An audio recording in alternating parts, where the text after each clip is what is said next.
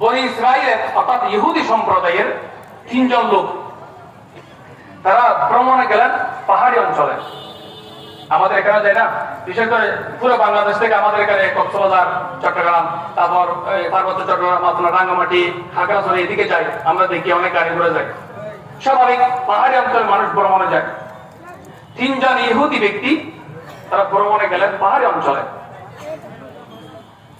যাওয়ার পর ভিতরে তারা একটা গুহা দেখছে, এখানে বাঁদরবন একটা গুহা আছে সেরকম। সে গুহার মধ্যে তারা ঢুকে গেল যে আমরা এখানে কি আছে, অলৌকিক কি আছে এখানে একটু দেখবো। ঢুকে গেলেন। আল্লাহ তাআলা পরীক্ষা ছিল। হঠাৎ এমন বৃষ্টি হয়ে গেছে যে বৃষ্টির দ্বারা হাদিসের মধ্যে আসছে যে বিশাল একটা পাথর উপর থেকে এসে পানি যখন জল আসে গেছে, বিশাল অনেক বৃষ্টি হয়ে গেছে, পানির সাপ যখন পড়ে গেছে, বিশাল একটা পাথর তো গর্তের মুখের মধ্যে আসে, মুখটা বন্ধ হয়ে গেল।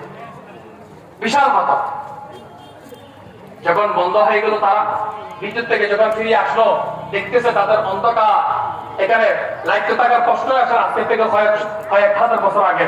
তখন তারা বাহির হতে পারছে না, কি করবে এখানে?